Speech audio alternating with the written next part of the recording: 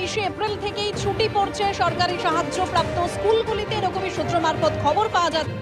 22শে April সোমবার থেকে পশ্চিমবঙ্গের সমস্ত সরকারি স্কুলগুলিতে গ্রীষ্মের ছুটি পড়তে চলেছে। বেসরকারি স্কুলগুলিকেও গরমের ছুটি এগোনোর আর্জি জানানো হবে বলেই সূত্র মারফত খবর। আরো বিস্তারিত জানবো, আমাদের প্রতিনিধি কৃষ্ণেন্দু অধিকারী আমাদের সঙ্গে টেলিফোন লাইনে রয়েছে। কৃষ্ণেন্দু, শিক্ষা দপ্তর সূত্রে আর কি খবর পাচ্ছ? আজকে গরম এবং তাপপ্রবাহ চলছে এবং সামনে ভোট, এই পরিপ্রেক্ষিতে তীব্র তাপ জন্য স্কুল শিক্ষা দপ্তরের সূত্রে যেটা জানা যাচ্ছে যে 22শে এপ্রিল থেকে গরমের ছুটি এগিয়ে আসছে।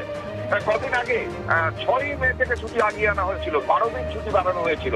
6ই মে থেকে জুন পর্যন্ত গরমের ছুটি এগিয়ে আনা হয়েছিল এবং যে 3টে জেলায় প্রথম দফার নির্বাচন, সেই জেলাতেও ছুটি ঘোষণা করা হয়েছিল তার আগেও পরে।